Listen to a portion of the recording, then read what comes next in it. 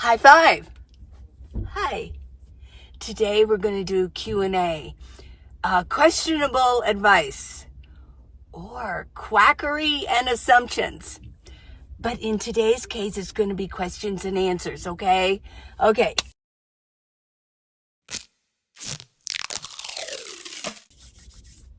I want to show you, I got a new blanket. It's a throw blanket. You know, it's getting cold. Now, I'm not cold right now, obviously, because I'm parked in the sun. I'm powering up, and in the morning, I can actually stay in the sun, but it's starting to get a little bit warm in here, even at 60 degrees. If I'm parked in the sun with my minivan, it heats up in here.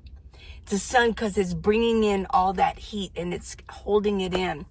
So pretty soon I'll have to move on out, but I thought I'd just put this on, and I'm powering up. So isn't that great? In the summer, I wasn't allowed to power up. Sitting in the sun it would have just been horrible. Yeah.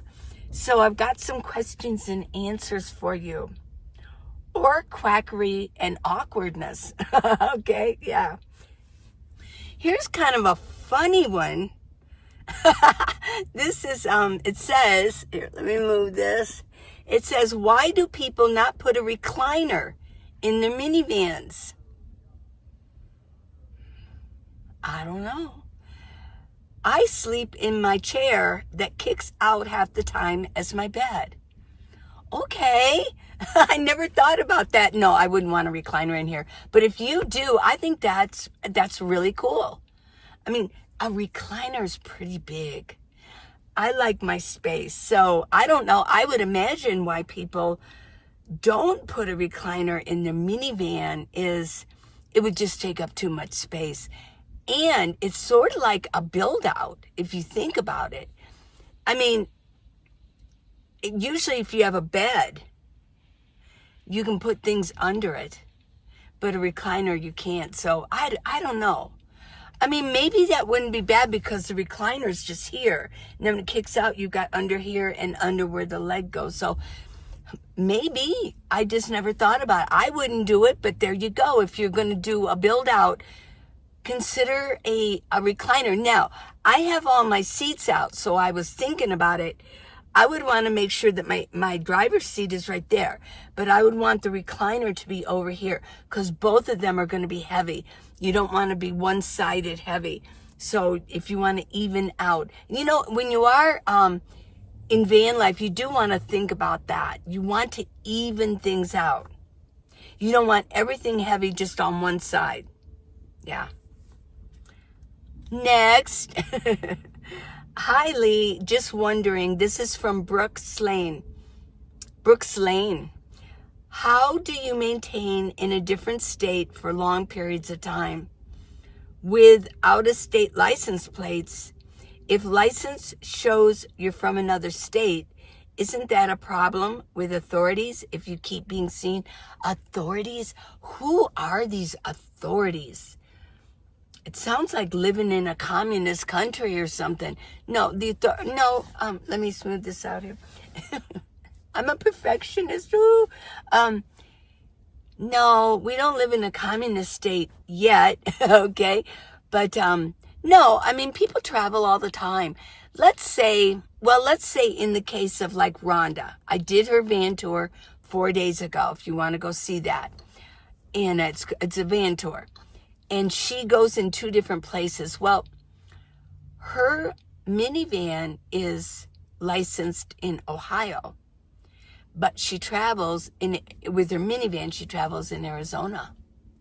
I mean, yeah, it's okay if she takes her minivan, when she's in Arizona, she's driving around. I mean, my domicile was in Ohio for 6 years. Now it's Arizona. And I mainly am in Arizona, but nobody bothered me. When I was driving around here, nobody bothered me because it's just, we're the United States. And yeah, police aren't really looking for that. Unless if you're in a really small town where everybody knows everybody, you know, that could be an issue. But if you know somebody in town and you just say that you're visiting, and if that's the case, you know, that's the case. But no, people aren't looking. I mean, Flagstaff isn't that big, but there are people here from all over the country. Yeah. And in California, you're going to find the same, especially New Mexico, Colorado, Nevada. Oh my gosh. So, and even if you're back east, nobody cares. I had Arizona plates when I first went to Cincinnati in Ohio, where my daughter was, and nobody said anything. I'm just from Arizona. I'm here. Deal with it, okay? Yeah.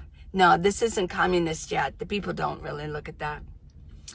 Okay, here's one that is interesting, Tammy. Do you use the seat belts as an extra security for your van? I know exactly what you're talking about. You know, some have those holes and some don't. Let me show you real quick. Here's what she's talking about. What you do is, when my seatbelt was here, you take your seatbelt, and then what you do is put it through here and pull it and then hook it so people can't open the door. But I don't have any hole, and a lot of cars don't. Some do, some don't. So no, I don't do that because I don't have anything to hook it to. Next. Did you sell your seats? Just curious. Well, if you don't know what she meant by that, all of my seats in my minivan have been taken out, except my driver's seat, the passenger seat, the second row seats, and the third row seats. Now, some people just put them under. You can actually put them in these wells. You can fold them in, and it makes the floor flush. And the back row seats. Now, my third row seats, they actually did go flush. But I thought, let's get the weight out. So I took them out. Well, I didn't take them out. I had somebody else take them out. I had took it to a mechanic in Quartzsite, and they took it out for $45. And then they just kept the seats. So no, my first van, I took out the seats myself. And I took out the third row seats all by myself when I was in Ohio. And I'll tell you what, I couldn't get one of the wires out. I couldn't get it out, and I really cut my hand. Oh my gosh, I sliced it. Yeah. I mean, I was dripping blood. Oh my gosh. Eventually I got them out. Then my passenger seat was in it. It was a 2006, and it was in so hard that what they had to do, I took the mechanic. He did it for free. He had to use the, what do you call it? The pressure, you know, that he hooked it up to. And, I forget the word that you use. Oh, and, he drilled it out. Yeah. Using that, a power drill. So, and what I asked him, I said, well, do you want that? He goes, oh no, we don't want that. But he told me where to take it. I took it to a junkyard, and I showed him it was in pristine condition, and I showed it to him, and he goes, oh yeah, I'll take that. So no, I'm not going to run around and try to sell those things. It takes too much time and effort, and then you have to meet people. You have to see them when they come to look at it. It's not worth it to me. Yeah, it's not. I just wanted it gone. I wanted them gone. So, so no, I didn't sell them.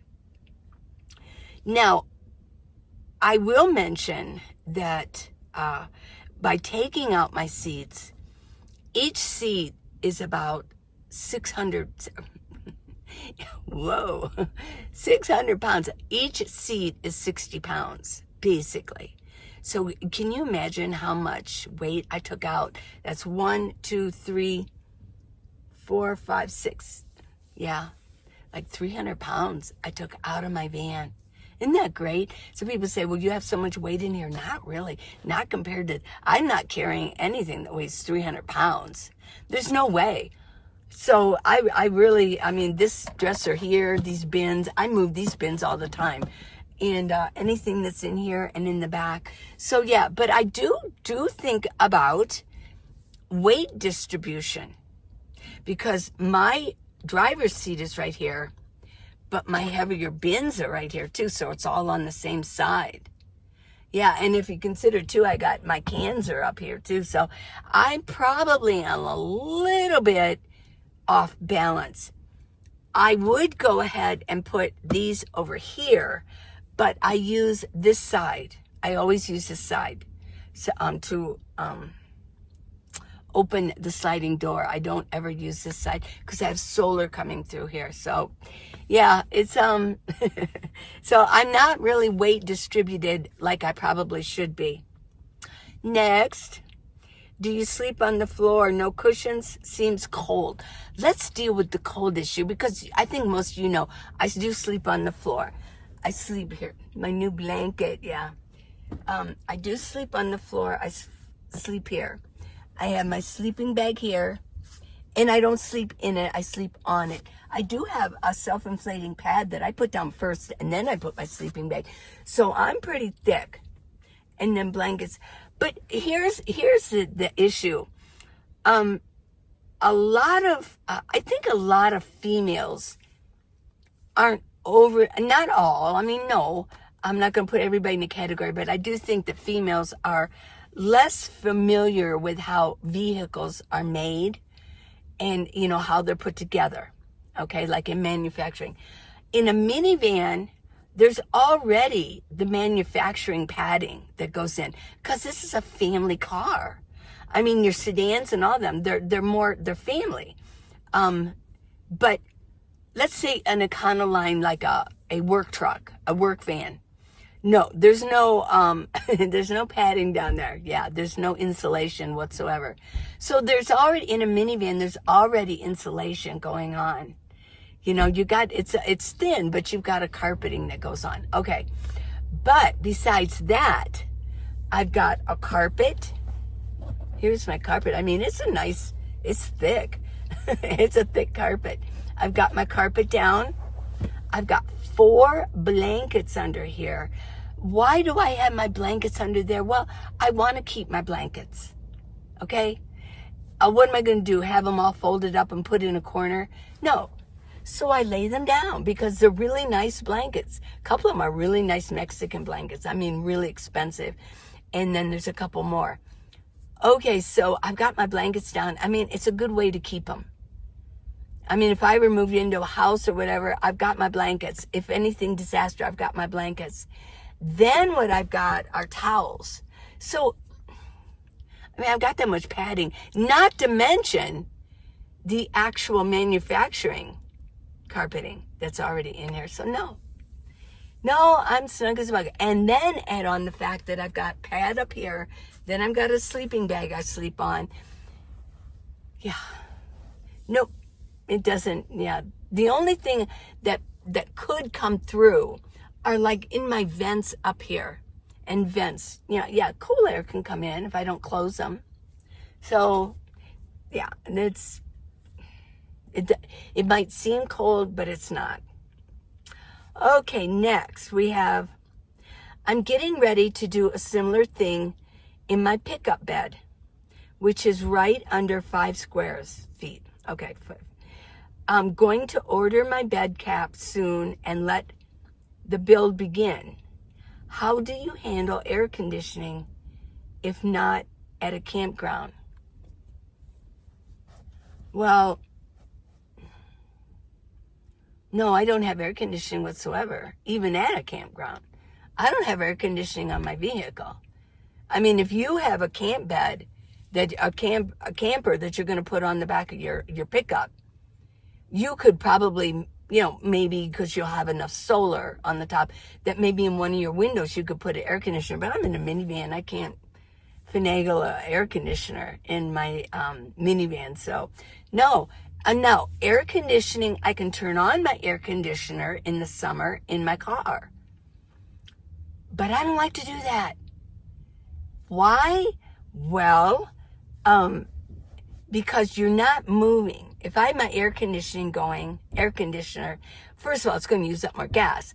But if I had my air conditioner going and I was driving, that everything would be cooling off. Air would be coming through the grates on my car and everything would be cooled off. But if you're just sitting and you just are idling your car with your air conditioner going, unless you pop that hood all the way up and you do it with your hood up, which you can, you're going to overheat all of your wiring. It gets hot under there. It gets hot. It stresses your car out.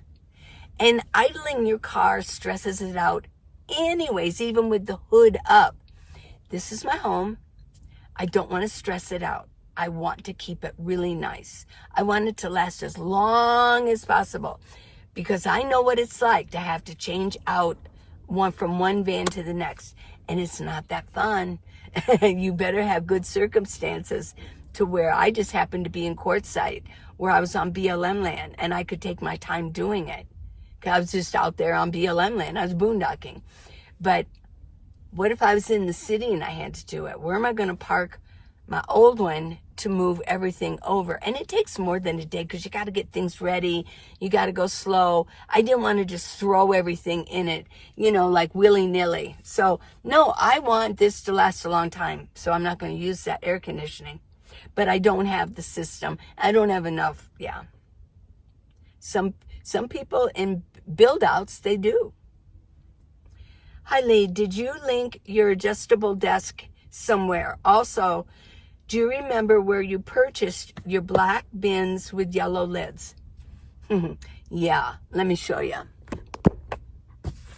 Yeah. Let me give you a reality check. I have yet to find any of these that match now. They keep changing them. It changes in size. If I replace these, I would need to buy this and this and this and buy them together and know that I'm going to keep them for a while because I can't even tell you because they just don't make the size anymore just like this. They really don't. You can go to Home Depot. You can go to Lowe's. You can go to any place like that. Walmart's starting to get a little iffy. They really sell crappy ones. They really do. And Target maybe, but they don't sell.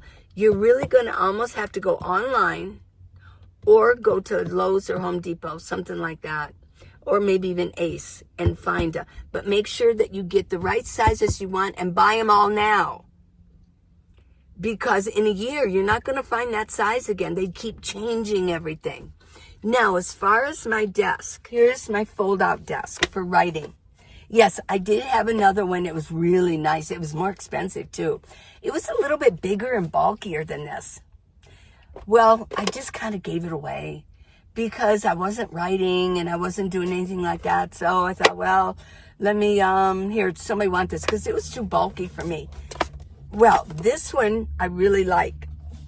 It was less expensive and it's not as bulky. So let me put this down.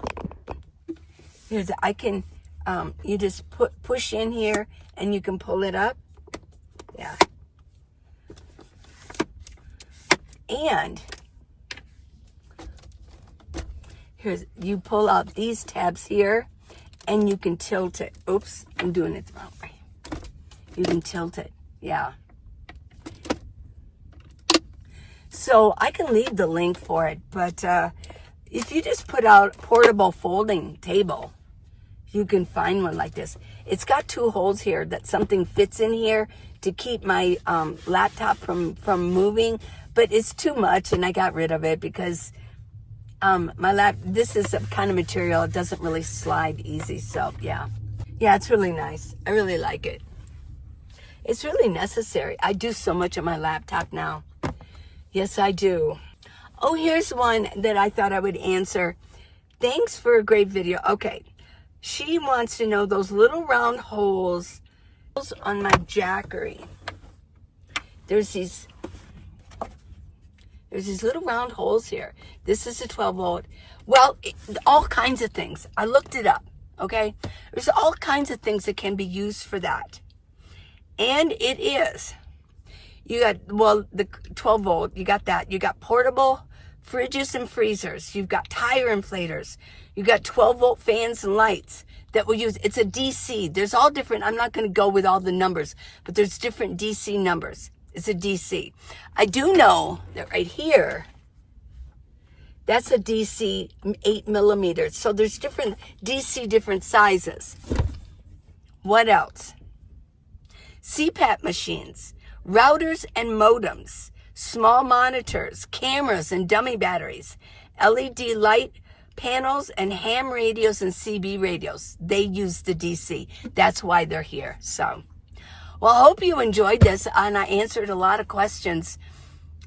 I hope that you enjoyed it. Oh my goodness. Yeah. I mean, it's good to have a moment where you learn something new. Now, I've got the book, How to Live in a Minivan, The Minivan Lee Way. It's on Amazon along with all my other books. When you buy one of my books, you're helping to support me. It's a win-win. You get something and I get something. So go on Amazon and type in Minivan Lee books and they will all come up, okay? I'm sure there's something for you, something. Yeah, because they're all different. I've got thrillers and I've got how-tos. I've got my memoir, 8 years living in my minivan, and I've got lots of inspirational books too. So yeah, go on Amazon and type in Minivan Lee books. Plus, in the video description, okay, do you know where you can find that, right? I've got, if you scroll to the bottom, all of my books along with the links, okay? I will see you tomorrow. Look, go and check out this morning's video, okay? I'll see you tomorrow morning. I'll see you tomorrow morning. Okay, I love you guys. Good things are coming your way. I promise, okay?